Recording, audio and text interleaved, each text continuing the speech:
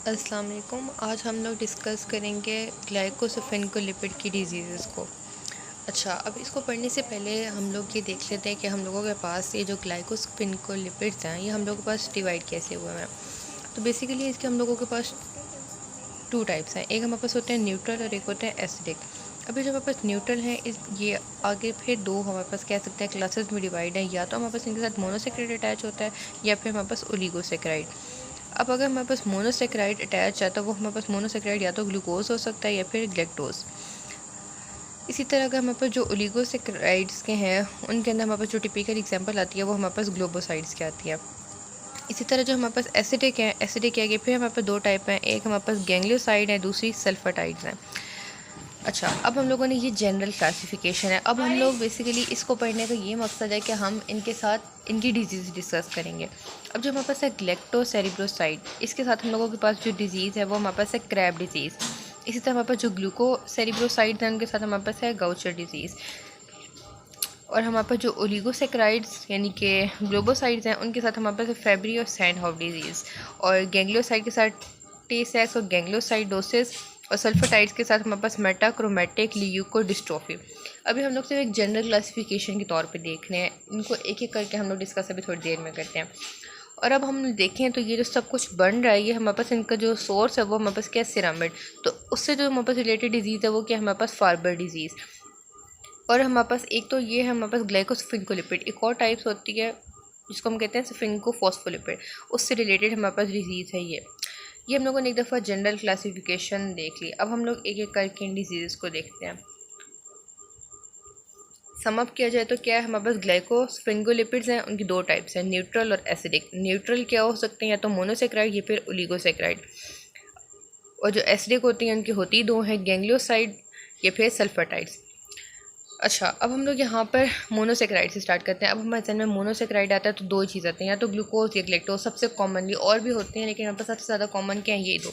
तो अब यहाँ पर हम लोग पहले देख लेते हैं ग्लूकोसेरिब्रोसाइड। इसकी जो डिजीज़ उसका नाम है गाउचर डिजीज़। अब गाउचर से हम लोग इससे आप लोग याद रख लेते हैं, इसको मैं तरीका बेसिकली बता रही हूँ कि हम याद कैसे कर सकते हैं। तो हम इसे काउच याद कर लेते हैं। अब जो लोग बैठे रहते हैं मुसलसल टीवी देखने के लिए, किसी चीज़ के लिए भी, उनके अंदर हमारे पास क्या हो जाता है, हमारे पास जो कॉमन सोर्स है वो हमारे पास ग्लूकोज है ना, यानी कि अगर हम बैठे रहेंगे काउच के ऊपर तो क्या होगा, ग्लूकोज की एकुमुलेशन हो जाएगी। यानी कि ग्लूकोसेरिब्रोसाइड बेसिकली ये जो होता है ना हमारे पास, ये हमारे पास एकुमुलेट हो जाता है। इसके बाद हम लोग देखिए कि इसमें हमारे पास नज़र क्या आता है, तो वो हम लोग ये देख सकते हैं कि इसके सिम्टम्स हम कह सकते हैं, तो वो हमारे पास क्या होंगे, वो हमारे पास हो जाएंगे हिपेटोस्प्लीनोमेगैली और साथ में लॉन्ग बोन्स की ऑस्टियोपोरोसिस, और सीएनएस जो होता है वो हमारे पास इन्वॉल्व नहीं होता। अब इन तीन चीज़ों को हमने कैसे याद रखना है, सबसे पहले हमने गाउचर से देख लिया, हमने याद रखना है हम काउच पे बैठे हुए हैं, उसकी वजह से क्या होगा, ग्लूकोसेरिब्रोसाइड एक्युमुलेट होगा। अब हम लोग जो बैठे हुए हैं, जो ग्लूकोज एक्युमुलेट हो रहा है वो कहाँ पर जाएगा, लिवर के अंदर, स्प्लीन के अंदर, तो इसलिए हमारे पास हिपेटोस्प्लीनोमेगैली हो जाएगा। और साथ में हमारे पास, क्योंकि हम बोन यूज़ नहीं करें तो वो भुरने लग जाएंगे, यानी कि osteoporosis of the long bones. और तीसरी क्या चीज़ होगी, क्योंकि हम लोग अपने दिमाग बिल्कुल भी कहीं पे इस्तेमाल नहीं कर रहे हैं, हमारे पास एक टीवी है, कोई हमारे पास थिंकिंग की हम नहीं यूज़ करें, तो हमारे पास जो सीएनएस है वो बिल्कुल भी इन्वॉल्व नहीं होगा, वो नॉर्मल रहेगा, यानी कि इसके ऊपर कोई भी इफेक्ट नहीं आएगा। इसके बाद जो हम लोगों के पास सेकंड है वो हम लोगों के पास क्या है, ग्लैक्टोसेरिब्रोसाइड। उसके नाम हमारे पास डिजीज़ क्या है, क्रैब डिजीज़। अब यहाँ पर देख लेते हैं। अच्छा, अब हम लोगों ने क्रैब डिजीज़ को कैसे करना है याद, इसके अंदर हम लोगों ने यह रखना है कि क्रैब से ही याद रख लेते हैं, ठीक है। जब हम लोग क्रैब को देखेंगे तो फ़ौरन हमारे पास क्या होगा कि हम लोग पैनिक करेंगे, ठीक है। तो यानी कि इसके अंदर हो तो हम लोगों ने देख लिया कि क्या है कि ग्लूकोज के साथ हम लोगों ने फ़ौरन क्या साथ में क्या रखना है कि काउच में हम लोग बैठे हुए हैं तो फ़ौरन हमारे साथ में हमने क्रैब देख ली, नीचे कहीं पर हमें नज़र आ गया। तो यानी कि मोनोसेक्राइड के अंदर ग्लूकोज के बाद हम लोग किस में चले गए, ग्लैक्टोसेरिब्रोसाइड में चले गए। अब क्रैब को देखें तो हमें समझ आ गया कि अच्छा ग्लैक्टोसेरिब्रोसाइड से रिलेटेड है, तो हमने कहा ये एक्युमुलेट हो गया। अब इसके अलावा हमारे पास सिम्टम्स हम कह सकते हैं, वो हमारे पास क्या होंगे, तो फ़ौरन हमारे पास, क्योंकि हम देख के पैनिक कर जाएंगे, तो हमारे पास मेंटल और हमारे पास मोटर डिटोरिएशन हो रही है। अब हमारे पास मेंटल, क्योंकि हम फ़ौरन पैनिक कर गए और हमने फ़ौरन अपने मसल्स को इस्तेमाल करके मूवमेंट स्टार्ट कर दिए, तो ये हमारे पास क्या चीज़, दो फैक्टर, मेंटल और मोटर। उसके बाद हम लोग वहाँ से क्रैब देख के डर गए हैं, तो हम वहाँ पर उससे हम रिलेट कर लेते हैं ब्लाइंडनेस और डेफनेस को।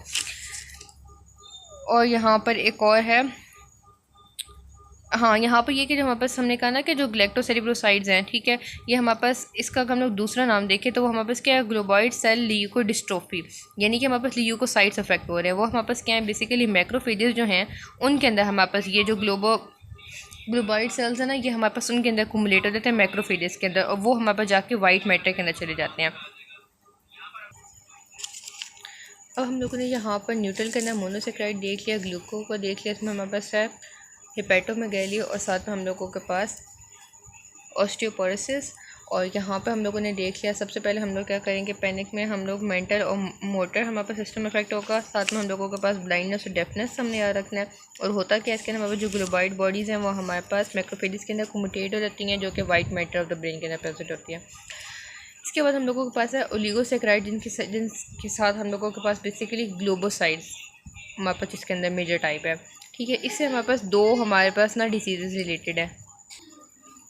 अब यहाँ पर हमारे पास दो डिजीज़ हैं, एक है फेब्री डिजीज़ और एक है सैंडहॉफ। अब यहाँ पर याद रखना कि ये फेब्री है, ठीक है। एक और होती है हमारे पास फाइबर, वो हमारे पास डायरेक्ट सीरम से रिलेटेड होती है। अब यहाँ पर हम लोग देख लेते हैं पहले फेब्री डिजीज़ को।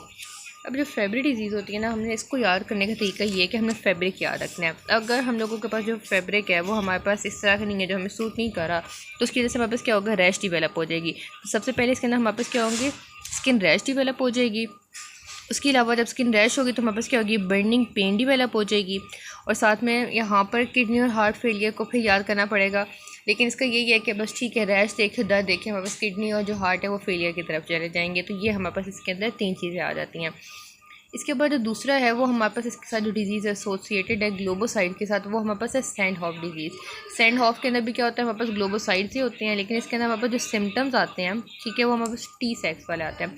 अब इसके हम लोगों को इस तरह याद रखने के सैंड, यहाँ पर क्या है सैंड, और वो क्या है हमारे पास सैक, तो यानी कि सैंड और सैक आपस में रिलेटेड है, क्योंकि सैंड हमने उठा के इसमें रख रहे हैं सैक के अंदर, तो ये आपस में रिलेटेड है सिर्फ सिम्टम्स के लिए। अब हम लोग सिम्टम्स के लिए अगर देख लें तो वो हमारे पास क्या होते हैं, ये हम खैर इसको डिटेल में जाके हम लोग को उस डिज़ीज़ के नेक्स्ट डिज़ीज़ के अंदर हमने वही पढ़नी है, तो हम वहाँ पे जाके देख लेते हैं। यानी कि इन शॉर्ट अभी तक जो हम लोगों ने डिस्कस किया वो ये कि हम लोगों के पास ग्लाइकोसोफ्रिंगोलिपिड के अंदर हमने न्यूट्रल की दो टाइप्स देख ली, उसके बाद हमने मोनो के आगे दो देख ली और उन दोनों की एक डिज़ीज़ डिस्कस कर ली। फिर हमारे पास जो ओलिगो हैं उनके साथ हमारे पास एक ही क्यू के अंदर सब टाइप आती है, और उसके अंदर हम लोगों ने दो डिजीज़ देख ली, जिसमें हम लोगों ने इसके सिम्टम्स अभी तक नहीं देखे क्लिनिकल, क्योंकि ये हमारे पास दोबारा इस नेक्स्ट डिजीज़ के साथ ही हमारे पास रिलेटेड है। और फैब्रिक देख लिया, फैब्रिक से रैशेस, साथ में हम लोगों के पास किडनी और हार्ट फेलियर और बर्निंग पेन।